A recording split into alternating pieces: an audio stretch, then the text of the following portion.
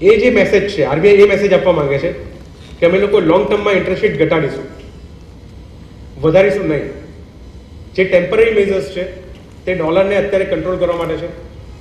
Suddenly વધી જાય એની જગ્યાએ જો ફેઝ મેનરમાં ડોલર વધે તો એ એક્સેપ્ટેબલ થાય, કન્ટ્રી માટે પણ ડાયજેસ્ટ કરવું સારું પડે.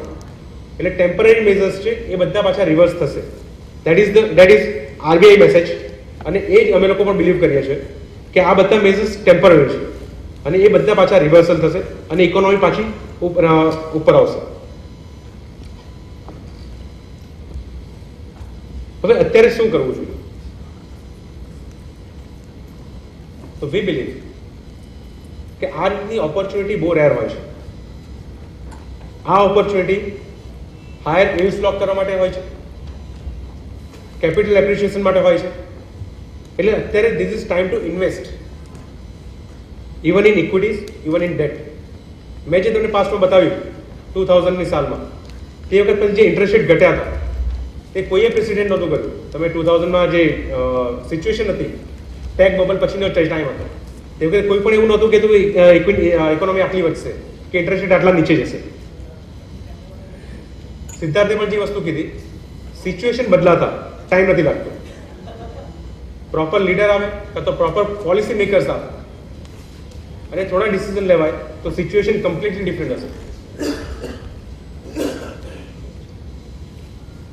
હવે જ્યારે ઇન્વેસ્ટમેન્ટની વાત આવે કે આ ઓપોર્ચ્યુનિટી છે તો ઇન્વેસ્ટ શેમાં કરવું?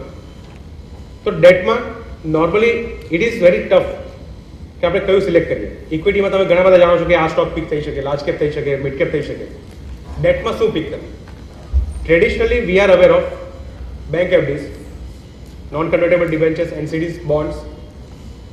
હવે આ જે છે બેંક એફડીઝ, તેમાં તમને નોર્મલ રિટર્ન તો મળી શકે, ઇન્ટરેસ્ટ રેટ મળે, પણ કેપિટલ એપ્રિશિએશનના ચાન્સીસ નથી. ઇન્ટરેસ્ટ રેટ ઘટ્યા, તમે અત્યારે 10% પર લોક પણ કર્યું, ઇન્ટરેસ્ટ રેટ ઘટ્યા તો તમને કેપિટલ એપ્રિશિએશન કેવી રીતે મળી શકશે? તો એને માટે mutual funds, these are the best option. Professional management છે, પ્લસ તમારું એક જ જગ્યાએ ઇન્વેસ્ટમેન્ટ નથી, તમારો પોર્ટફોલિયોમાં ઇન્વેસ્ટમેન્ટ થાય છે. એ લોકો અલગ અલગ જે લેન્ડર્સ છે, અલગ અલગ બોરોઅર્સ છે, તેના પેપર્સમાં ઇન્વેસ્ટ કરતા હોય છે.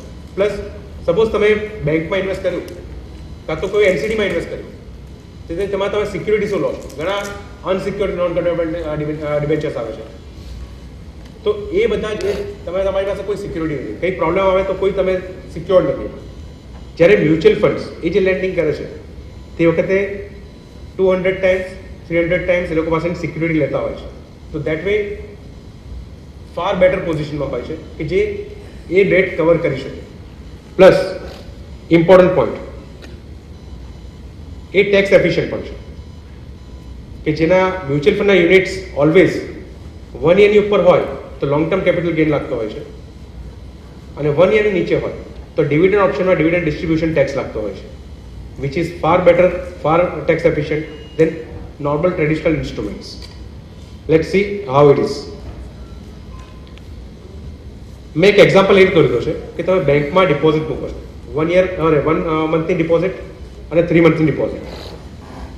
હવે 1 મંથમાં આપણે 3 મંથના એક્ઝામ્પલ લઈએ તો બેંક ડિપોઝિટના 7%ની આસપાસનો રેટ ચાલે છે, અને મ્યુચ્યુઅલ ફંડમાં અત્યારે તમે એફએમપીમાં કરો કાં તો તમે 3 મહિના માટે લોક કરો છો પૈસા, 9%ની આસપાસનું રિટર્ન આવી શકે છે. હવે આ એક્ઝામ્પલ મેં કોર્પોરેટ કાં તો જે બેંક્સ ઇન્વેસ્ટ કરે છે તે લોકોના પોઈન્ટ ઓફ વ્યૂથી લીધો છે, અને એચએનઆઈ કે જે લોકો હાયર સ્લેબમાં આવે છે તે લોકોના પોઈન્ટ ઓફ વ્યૂથી લીધો છે. એ લોકોનો ટેક્સ સ્લેબ 33.99%, બેંક્સમાં પણ એ વસ્તુ લાગતી હોય છે કે કોર્પોરેટમાં પણ એ વસ્તુ લાગતી હોય છે. હવે 1 કરોડ રૂપિયા જો ઇન્વેસ્ટ કર્યા હોય તો 7% પ્રમાણે 3 મહિનામાં 1,75,000નું રિટર્ન આવે, યીલ્ડ આવે, એ લોકોનું ગેઇન થાય. સેમ વે મ્યુચ્યુઅલ ફંડમાં જે હાયર રિટર્નને કારણે 2,25,000નું આવે છે. પણ ઇમ્પોર્ટન્ટ પોઈન્ટ ઇઝ ટેક્સ. આમાં જે તમારો 33.99% લાગે છે એ પ્રમાણે 59,000 તમારો ટેક્સ લાગશે. મ્યુચ્યુઅલ ફંડમાં આપણે ડિવિડન્ડ ઓપ્શનમાં જઈશું. નોર્મલી એચએનઆઈ ક્લાયન્ટ્સ માટે જે લોકો 30% સ્લેબમાં આવે છે એ લોકોએ 1 યરની નીચેનું હોય હોરાઇઝન તો ડિવિડન્ડ ઓપ્શનમાં જવું જોઈએ, કારણ કે એમાં જે ટેક્સ લાગે છે, એમાં જે ડિવિડન્ડ ડિસ્ટ્રીબ્યુશન ટેક્સ લાગે છે એ જે ડિવિડન્ડ ડિસ્ટ્રીબ્યુટ થાય છે એની પર લાગે છે. એટલે આ 33.99% આપણને દેખાય છે, પણ ઇફેક્ટિવ રેટ ઇઝ 25.37%.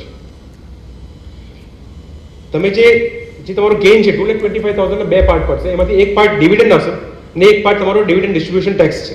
પણ ડિવિડન્ડ ડિસ્ટ્રીબ્યુશન ટેક્સ તમારા ટોટલ ડિવિડન્ડ ડિક્લેર પર લાગે છે, ટોટલ એમાઉન્ટ પરથી લાગતો. એટલે 2,25,000 પર 33.99% નથી, એ જે છે ડિવિડન્ડ જે ડિક્લેર થાય છે એની પર છે. એટલે ઇફેક્ટિવ ટેક્સ ઇઝ 25.37%. અને એને કારણે તમારો અહીંયા જે ટેક્સ લાગે છે દેટ ઇઝ 57,000.